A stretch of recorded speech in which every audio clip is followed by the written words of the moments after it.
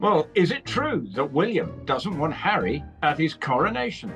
And we dissect Harry and Meghan's Colombia tour.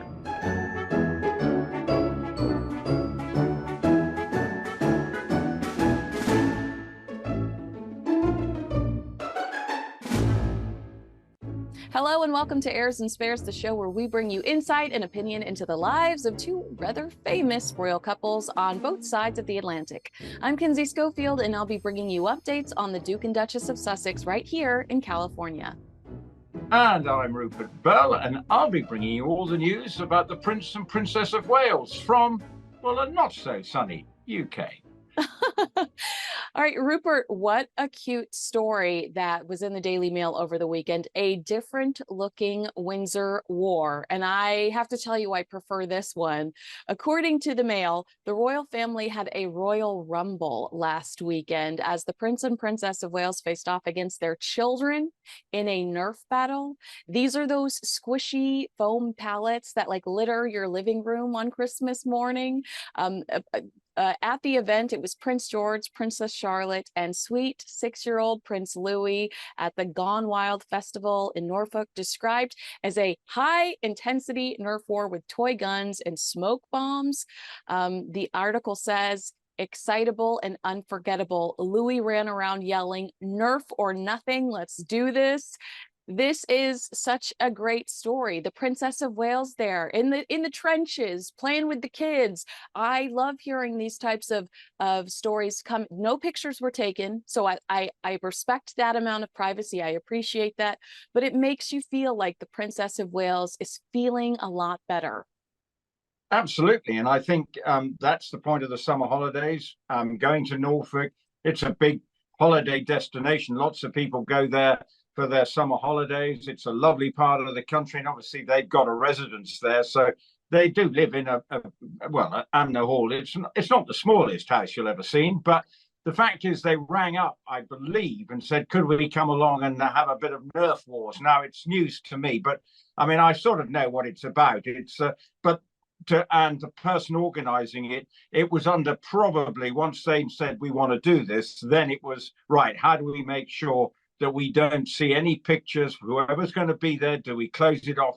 Because what we don't want to see is sort of grainy photographs of the Princess of Wales running around and saying, "Oh, look at her," and then starting to analyze it with an inch of its life. So what we get from this, and we've got as you say, no photographs, is that at least it appears that they're able to have as normal as summer holidays as is possible, doing what lots of families are doing at this time of year, going to the beach, going and getting the buckets of spade out, running around theme parks. So at least the three children of the Prince and Princess of Wales, are able to have a summer holiday with their parents able to act as little kids too, and get on with it. So I think it's an encouraging story. I think now what we need to see is what's going to happen when they go back to school, which I think is probably within the next 10 days or so.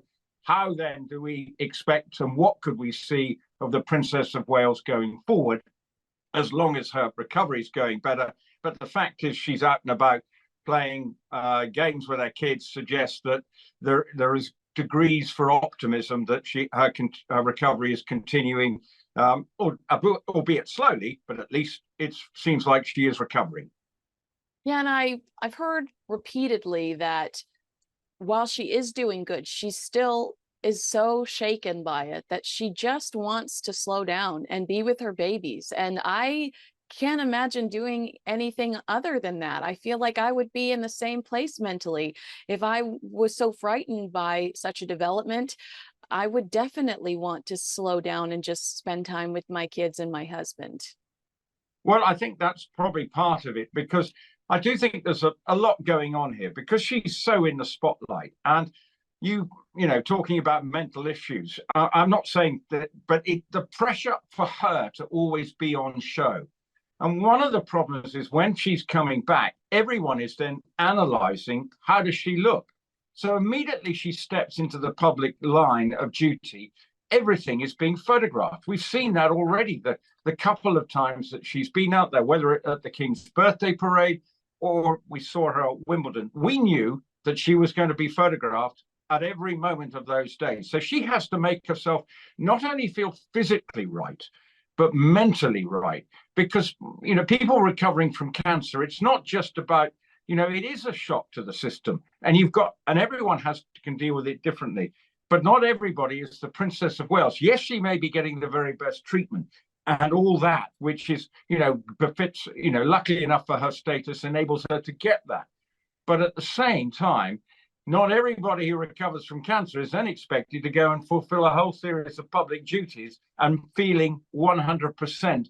And because your confidence is going to be hit. So I think we have to give her plenty of support in that direction. But there will come a time when she will be expected to get back out on the road. And remember, the way they work their children's life at school is they very much, one of them wants to be there on any given day, whether it be the school run in the morning and the afternoon, to be there for support for the children. So I'm sure that we've seen that the way they manage their diaries, that the children, they can get back in the evening to be with their children in Adelaide Cottage in Windsor. And we saw, before the Princess of Wales had her abdominal surgery, a lot of criticism over the fact that a lot of her engagements were closer to Windsor, which I thought was very unfair at the time. Like, I respect the fact that she wants to be, as you say, at an arm's length from her children at all times.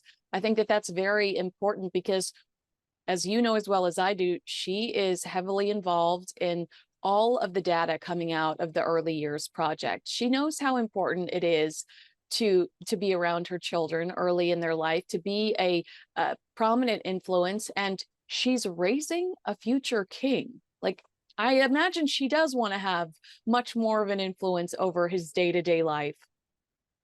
Well, this is, in many ways, the way we saw Princess Diana wanted to be very hands-on. There was a lot going on when her children were small. So there was, with the breakdown of the Prince of Wales's parents' marriage, that, and anyone going through, again, circumstances that creates huge problems anyway. Forget the fact that it's going to be conducted in a media spotlight. So I do think, then you look back to the way Prince Charles was brought up. It was a very much more old-fashioned routine, governesses, practically nannies everywhere. And the king and queen, the queen and Prince Philip did their own thing. And, you probably have an hour's visit with your children at the end of the day. Luckily, that's moved on. And okay, they're going to a school which I think has improved from when I used to go there and play sport at this school, Lambrook, where the hot chocolate was the worst hot chocolate that I've ever tasted in my life. So I would think Lambrook is now a much improved facility for the children, and the food is of a much better quality. Look, they're at a very good school. It is near where they live. And yes, it's a sort of, a top prep school, which they've got, obviously all three children are there. But I do know that they want to make sure they are hands-on children, parents at all times. But they have got to be aware that the Prince and Princess of Wales have to make sure that they get around and out and about. So they can't always hide behind the excuse that they're there for their children, because there are lots of working mums and dads who have to go away to fulfill their working obligations. They are, in a sense, no difference, and they must make sure they are seen to be doing that. But I'm sure they're aware of that fact and will do their best to make sure that they're not just seeing places nearby.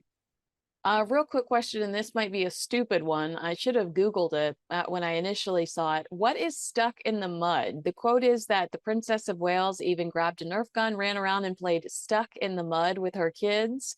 What is that, a specific game, or what is stuck in the mud?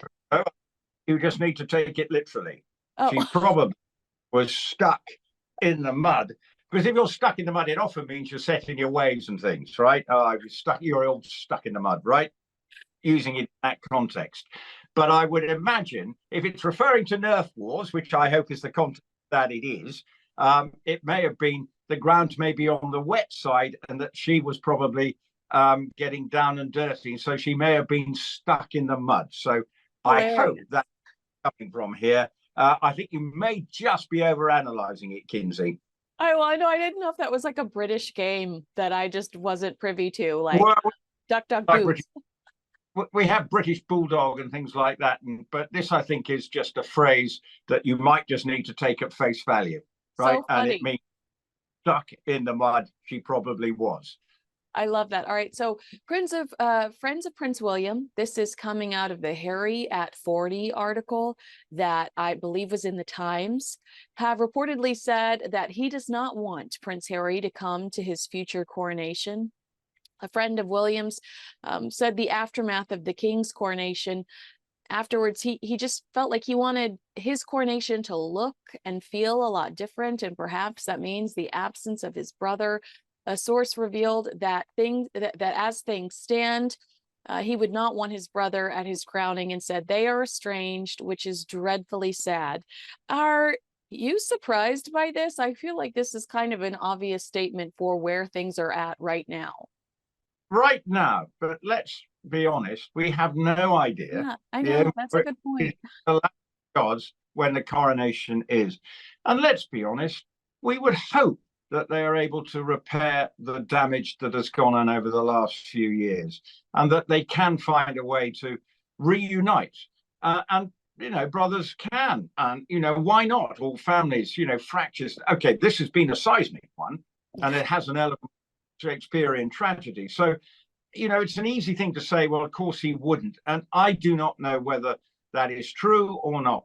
But deep down, even I would think William would still like his brother to see him being crowned king of this country. Where might be the problem? It might be tough for Harry, but we don't know where he's going to be in however many years' time it will be. So it's going to be, it's part of this endless soap opera between the brothers' fractured relationship. So it's just another. I'm not necessarily saying I'm going to believe this story, but what I am going to say is I hope the thing I'd like to see is a repairing of the damage, but that is going to be easier said than done. I felt like I handled this question poorly over the weekend because I was surprised with it on Saturday afternoon. The headline had just come out when I was sitting down to do an interview, and they said, "What do you think about it?" And I said, "Well, I think that Prince William keeps Prince Harry at a distance for his own sanity."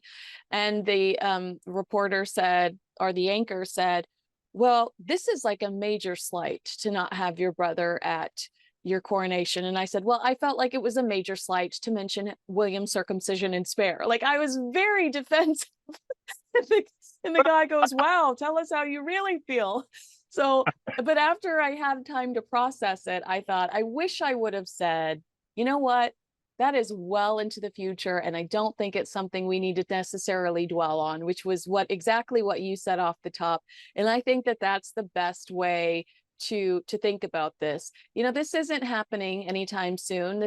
Let's not focus on something that really is so far into the future.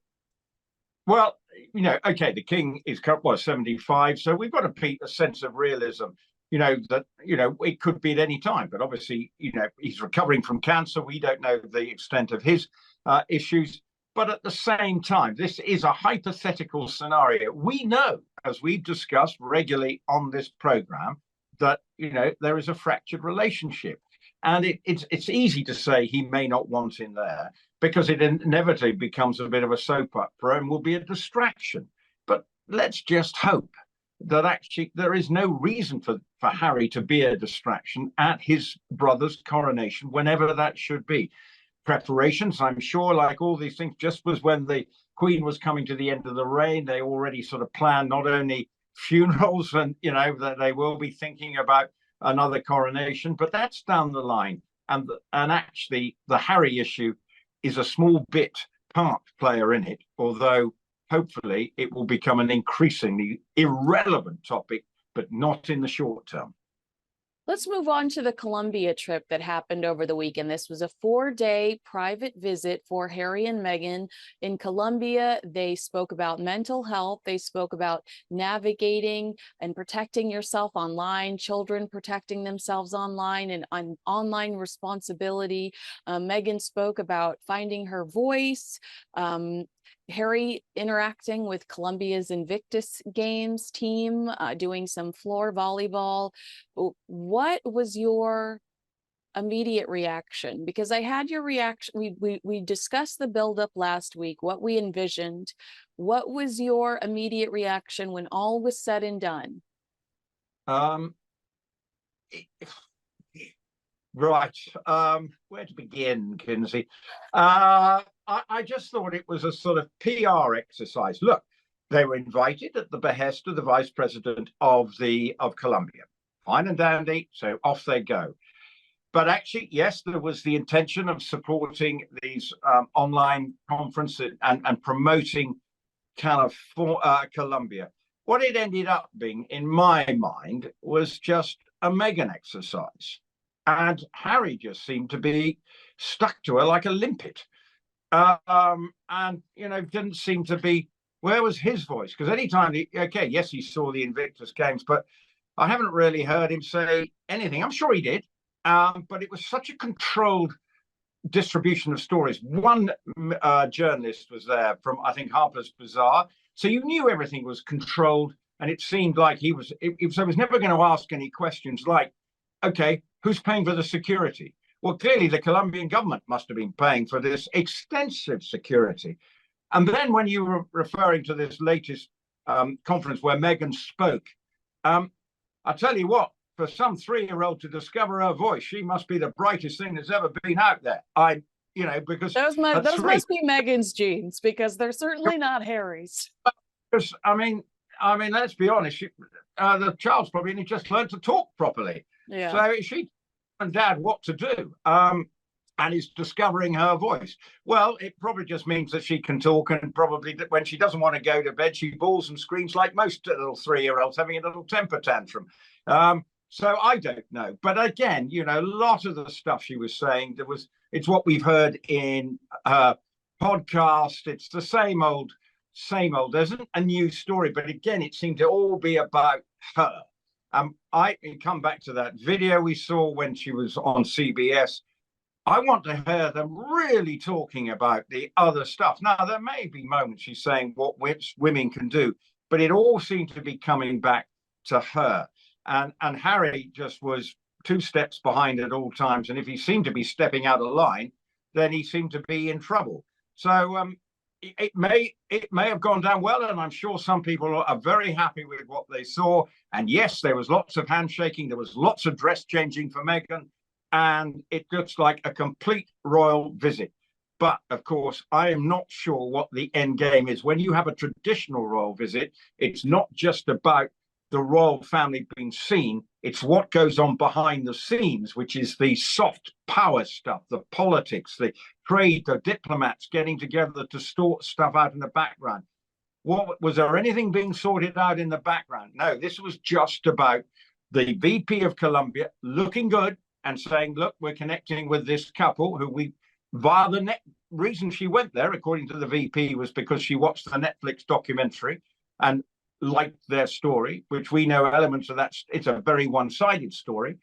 But at the same time, so that's good, invite them. But at the end of the day, what's the long-term benefit for the people of Colombia? Because isn't that the point of it? Will there be something that what Meghan and Harry have done going to Colombia, that those people who were met them, will they get long-term benefit? The jury's out in my mind about that. Happy to be proved wrong. Of course, this is what Meghan and Harry want to do, these quasi-royal trips on their terms. But when you have a trip that you're controlling the media with an inch of his life, it just looks like a PR exercise, and people would tire of that. They want to see them doing real stuff. Just meeting people and shaking a few hands and dancing in a village hall. Is that real stuff? Well, you mentioned the Harper's Bazaar reporter. Victoria Ward made a really interesting point about this, that Harry did discuss how there was misinformation spread online that led to the UK riots, but that wasn't information that was distributed through the Harper's Bazaar individual that was supposed to take a recap of every event and then distribute it to the mass media. That was something that somebody thankfully overheard and wrote themselves. So what was the ultimate objective of the trip if the one person you've chosen to be this media vessel that is going to take information and give it to these other outlets is not pushing out your message, is not pushing out the most important aspects of your trip? But we do know what Meghan's wearing, and we do know that these were Princess Diana's earrings. It just, that's a major fail to me from a PR perspective, because if you're trying to be taken seriously as leaders in this space or an authority on children and social media, then what you say matters. What you say is much more important than what you wore. Absolutely. And that's why it seemed like this person was just sending out a fashion briefing. Yes, everyone seemed to know. Well, we knew everything that she was wearing. And then you think, well, let's actually hear about what they're doing. Okay, there was one where they were going to meet and maybe getting the phrase right, but a group of people who were the slaves came over, and it's a very unique group of people. But let's really hear about them. We hear what Meghan had to say, hear from the elders, hear from the people there who really could put out a story. Now, it might be out there somewhere, but it hasn't really been reported. So it all looked very soft, colorful, and it looked good. But actually, it must have cost the Colombian government a small fortune to have them there and I'm sure they weren't staying in a small room. So every presidential suite was probably occupied. And yes, they go to Cartagena and they go to Cali, which are towns which are very popular tourist destinations now. There are parts of Colombia that are deemed safe for tourists to travel to. But at the heart of it, I want that trip to feel like it's doing something.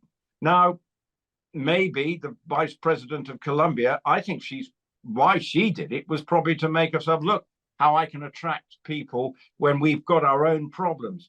But how much we need to be asking the Colombian government, well, how much has this cost you to protect these two? Could that have been used for something else? And do you feel you've got a long-term benefit? Well, you can say that about the royal family. People are critical. Well, it's not just us that need to ask that. I think that, I've read actually multiple individuals, including local reporters, asking that. Were these resources wasted when we could be helping out our own, when we could be, giving our own a break? I just have two more questions about this trip, and then we'll move on, because I found it to be quite boring, if I'm being honest with you. Did they accomplish anything that you didn't expect on the trip? Were you surprised at all?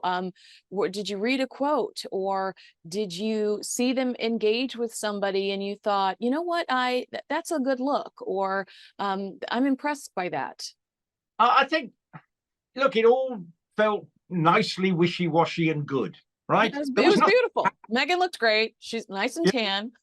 And nothing looked bad, and it all looked very good, and they were interacting, and but when I'm saying that's all fine and dandy, and they want the optics always to look absolutely perfect, and that's their big thing, and that's what they want, the control of it, to feel that they are dictating the narrative, but actually their narrative needs to be a bit punchier now, because if they are going to be seen to be movers and shakers in a non-political way, then they have got to actually be seen to be getting, not just dancing and looking good and going to theatre shows and sitting around in the school. Something more concrete needs to come about it. Well, of course, the Invictus Games has at the heart of it a very serious and proactive message. So I have no problem with that. But the rest of it, I can't actually say that I've been across it just like you have, wanting to feel that, yes, they've done something. I'm happy to be proved wrong very quickly. But on the initial, 24 hours after, as we record this, after they come back from Colombia, I'm looking at it and my boat hasn't been rocked by it. Well, that was my next question. Did they change public perception of them? Where these last 3 years, we've seen a lot of complaining on television, more complaining on television than offering solutions for some of the problems they've brought up in the past. to me, it sounds like you're saying if you were already disappointed in Harry and Meghan over the last few years, this glossy, trip to Colombia with the beautiful outfits and the pretty pictures and the fun video is not going to change anyone's hearts at this point in time. I don't think so. But this is what they want to do. They want to do more of them. But as I think I've said to you before, I didn't see Nigeria and Colombia being top of the pops to go to as their first trips. But whereas, maybe they, Africa is, okay, they went to Nigeria, but other parts of Africa where, you felt that they might want to reconnect with, the happy days in the past where they were met together and all that. But actually, if at the end of it, well, we now know that Meghan can speak a bit of Spanish,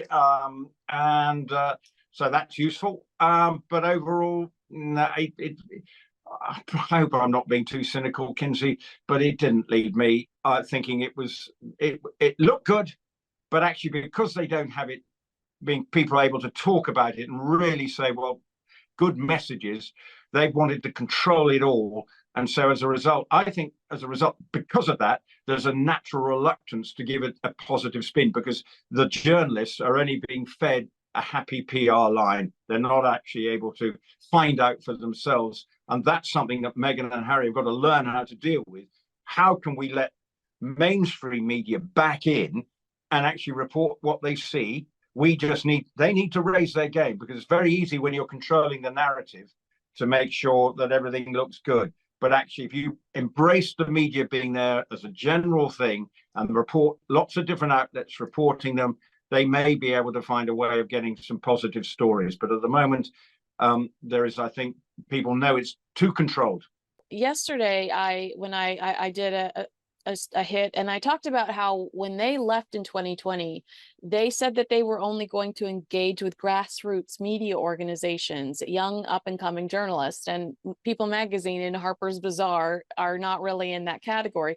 But I don't think I have it right here on my phone because it's just a screenshot. But they did say something in this page that they laid out, their Megxit strategy, that they were welcoming being challenged by certain things, which is another complete contradiction because it's like you said, what they're doing is they're carefully choreographing this, finding Harper's Bazaar is a fashion magazine. Harper's Bazaar is probably not going to give you the kind of depth that you need if you want to be taken seriously as an authority on children's mental health and how children can navigate the internet and grow up to be happy, healthy people. So yeah, you're absolutely right. They've got to let in some real journalists. When CNN challenged the Oprah Winfrey interview, that package was ripped off the internet in less than 48 hours. And I'm telling you that was the Sussexes asking that it be taken down. They are hyper controlling when it comes to the media, and inevitably it will backfire. But I've been disappointed to see how many people in the United States have leaned into it. Meghan bonding with a child at a school. She was there for half an hour. How much bonding really took place? Access Hollywood, like chill out. It's like politicians kissing babies, in and out. Thank you very much. That you make a good point. They did want to, if they want to grassroots journalists, well, they're perfect. Get them out there, get them doing their job. Let these young journalists learn what it's like to be in this kind of environment and give them the chance to tell the story as it is and able to interact with the local population. But we don't know the restraints that the Colombian vice president's team put on what was going on there. We have no idea. Yes, I think we saw the theatre. There seemed to be quite a queue going into that theatre, but we never got a sense of, well, where were the people out in the street walkabout or anything like that, which, often we've seen the Prince and Princess of Wales do, go for, because the country is happy to see them and there's a bit of a walkabout. It's not always, we understand the security problems that can cause, but it just seemed like they turn up, move for the next event.